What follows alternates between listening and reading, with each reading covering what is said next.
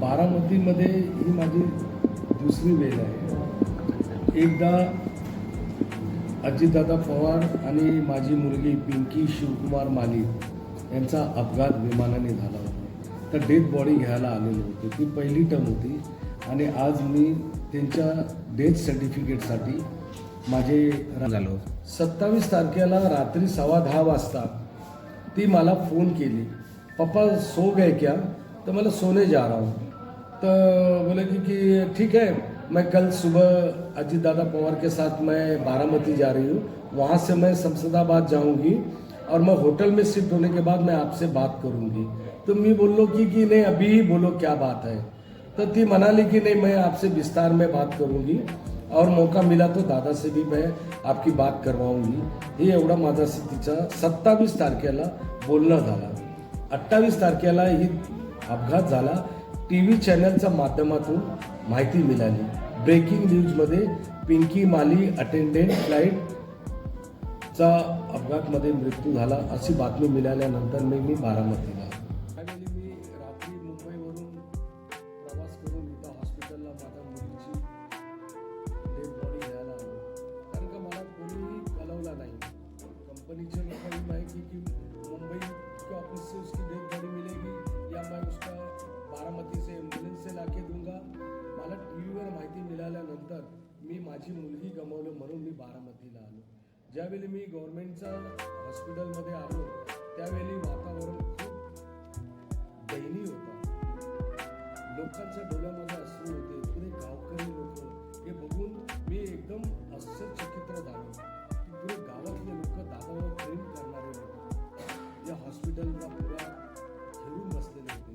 त्याच्यामध्ये मला बॉडीची शिलाखत करायची होती. ज्यावेळी मी बॉडीची शिलाखत करायला गेलो रूममध्ये की माझी मुलगीची कुठे आहे बॉडी, कारण का मग ते पोस्टमॉर्टमला घेऊन जाणार होते. तर चेहरा जमलेला होता आणि अशी भयंकर अवस्था होती की पायाने मी तिला ओळखलो की हीच आहे माझी मुलगी. त्यावेळी मी खूप बोलण्याच्या कंडिशनमध्ये नव्हतो. पण असे त्यावेळी आलो बारामतीला आणि इथं आल्यानंतर डोळे नम झाले. कारण की त्याच हॉस्पिटलमध्ये मी 3 नंबरवरती अजितदादा पवारची बॉडी होती आणि 5 नंबरवरती माझ्या मुलीची होती आणि संवी पाठकची 6 नंबरवर. तर ती वेल आणि आजची वेल दोन्ही एकदम दुःखदायी आहे. रोहितदादा पवार जे म्हणत आहेत त्यांच्या मताशी मी 100% ॲज ए पालक, एक रहिवासी, एक नागरिक म्हणून मी 100% त्यांच्या मताशी सहमत आहे. कारण का घात हा षडयंत्र असतो, पाक ॲक्सिडेंट असतो. तर नक्की याची इन्क्वायरी व्हायला पाहिजे. मग हे CBIच्या माध्यमातून असू द्या, ज्युडिशियल इन्क्वायरी असू द्या, या कुठलाही सरकारने, महाराष्ट्र सरकारने जी पण काय यंत्रणा लावली ते याची शहानिशा, याची सत्यता बाहेर यायला पाहिजे. मला CBIकडून कुठलीही जानकारी मिळाली नाही. जे काय वर्तमानपत्रामध्ये आणि टी व्हीच्या चॅनलवर बातमी येते त्याच्या माध्यमातून जे काय आहे ते माहिती पडतं की रोहितदादा पवार जे काय करतायत, न्याय मागतायत. मला असं वाटत नाही की न्याय भेटेल. कारण की जर सत्तेमध्ये ते लोक आहेत, आज जवळपास 1 महिना झाला, जर ते लोकांनी मनावर घेतला असता तर याच्यातून सत्यता बाहेर आली असती, FRI लॉन्च झाली असती. असं सहकार्य करतायत विरोधी पक्ष असं दिसत नाही. हाय नाही आहे तपासचा भाग आहे, पण FRI तर घ्यायला पाहिजे. FRI घेतला कारण काय प्रायव्हेट केस कोर्टामध्ये टिकत नाही. गव्हर्नमेंटचा FRI जर झाला तर मग हे कुठेतरी कोर्टामध्ये टिकेल. बॉक्स हा जळू शकत नाही. त्याला 11,000 टेम्परेचरचा पॉवर लागतो. तर जे रोहितदादा म्हणालेले होते ते एकदम बरोबर बोलले होते. हे ब्लॅक बॉक्स जळू शकत नाही. त्याच्यामध्ये जे काय रेकॉर्ड झालं असेल ते सत्य बाहेर यायला पाहिजे. ब्लॅक बॉक्स टी व्हीवरती काही फेक न्यूज आली, बातमी आली की जल गया है, नष्ट हो गया है. मग परत 2 दिवसांनी आपण म्हणाल्याप्रमाणे की नाही वो सुरक्षित आहे. तर नक्की हा तपासचा भाग आहे.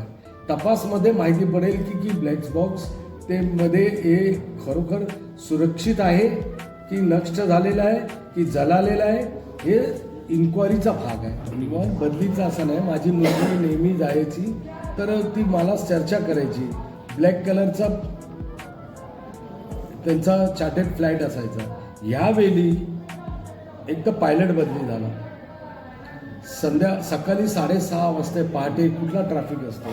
पहिला तर पायलट बदली झाला, विमान बदली झाला आणि गॅलेनमध्ये फ्यूल पाठीमागे ठेवलेलं गेलेलं होतं.